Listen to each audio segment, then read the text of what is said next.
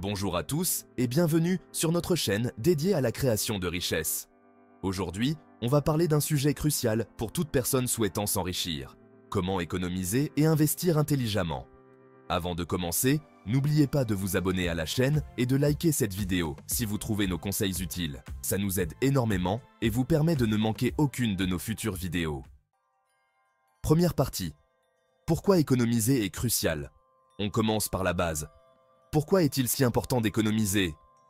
Économiser, c'est la fondation même de votre indépendance financière. Sans une bonne habitude d'épargne, impossible de penser à investir efficacement. La première étape pour économiser est de comprendre où va votre argent. Pendant un mois, notez toutes vos dépenses.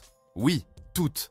Vous serez surpris de voir combien d'argent vous dépensez dans des petites choses qui, cumulées, représentent une somme conséquente.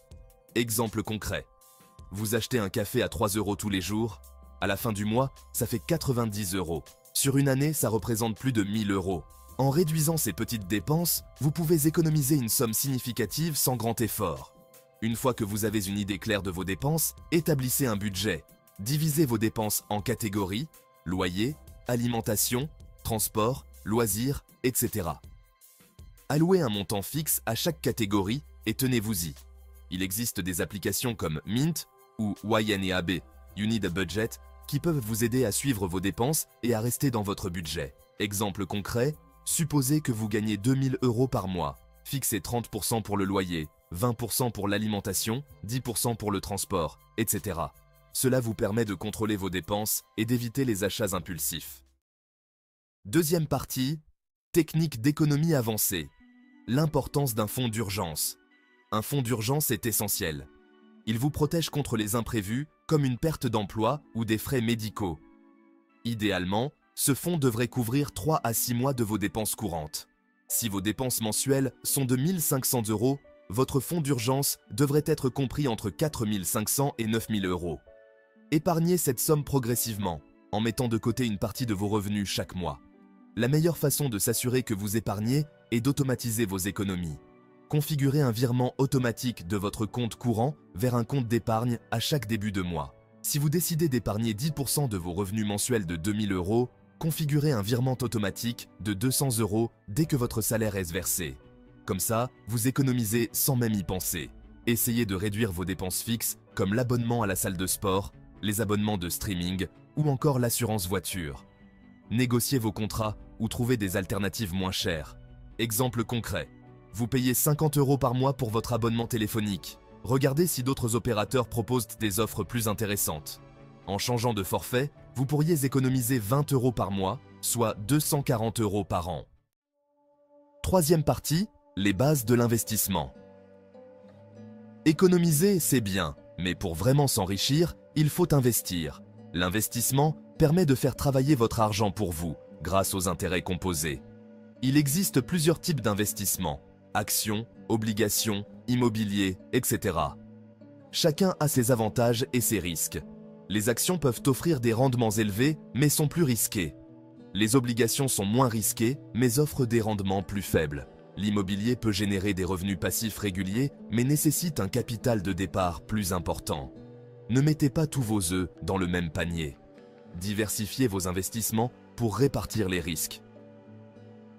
Exemple concret. Si vous avez 10 000 € à investir, ne placez pas tout dans une seule action. Investissez 5 000 € dans des actions, 3 000 € dans des obligations et 2 000 € dans un fonds immobilier. Ça vous protège en cas de chute d'un marché spécifique. Quatrième partie, stratégie d'investissement pour débutants. Les fonds indiciels sont des portefeuilles de valeurs mobilières conçus pour suivre un indice de marché spécifique. Ils offrent une diversification immédiate et des frais réduits. Investir dans un fonds indiciel comme le S&P 500 vous permet de posséder une petite partie de 500 des plus grandes entreprises américaines. Historiquement, le S&P 500 a offert un rendement annuel moyen de 8 à 9% après inflation. Au moment où cette vidéo sort, il a même atteint plus de 20% de rendement sur un an et il est éligible au PEA.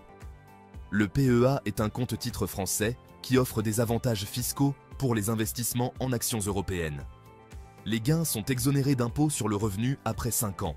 En ouvrant un PEA et en y investissant régulièrement, vous pouvez bénéficier d'une croissance de vos investissements à long terme tout en profitant d'avantages fiscaux. L'immobilier locatif peut être une excellente source de revenus passifs. Recherchez des biens dans des zones à forte demande locative et faites une étude de marché approfondie avant d'acheter. Exemple concret, achetez un appartement à 100 000 € avec un prêt bancaire et le louer pour 600 € par mois. Après déduction des frais et des charges, vous pourriez avoir un revenu net de 300 € par mois, soit 3 600 € par an. Cinquième partie, conseils pratiques pour réussir. Le monde de l'investissement évolue constamment. Il est crucial de rester informé des nouvelles tendances et des opportunités. Suivez des blogs financiers, lisez des livres sur l'investissement et participez à des forums ou des groupes de discussion pour échanger avec d'autres investisseurs. Définissez des objectifs financiers clairs et réalistes. Ça vous donne une direction et vous aide à rester motivé. Votre objectif pourrait être d'avoir économisé 10 000 € dans 3 ans ou de générer 500 € de revenus passifs mensuels d'ici 5 ans. Des objectifs clairs vous permettent de suivre vos progrès et de rester concentré. Les dettes peuvent ruiner vos efforts d'économie et d'investissement. Évitez les dettes à la consommation comme les crédits à la consommation et remboursez vos dettes existantes dès que possible. Si vous avez fait un crédit à la consommation pour l'achat d'une voiture, par exemple, avec un taux d'intérêt élevé, remboursez-la en priorité. Utilisez les économies réalisées pour investir dans des actifs générant des revenus. On a vu aujourd'hui comment économiser et investir pour s'enrichir. En mettant en pratique ces conseils, vous pouvez commencer à bâtir une sécurité financière solide et à travailler vers l'indépendance financière. Si cette vidéo vous a été utile, n'oubliez pas de liker, de vous abonner à notre chaîne et d'activer les notifications pour ne rien manquer de nos futurs contenus. Laissez-nous aussi un commentaire pour nous dire quelles sont vos stratégies d'économie et d'investissement préférées.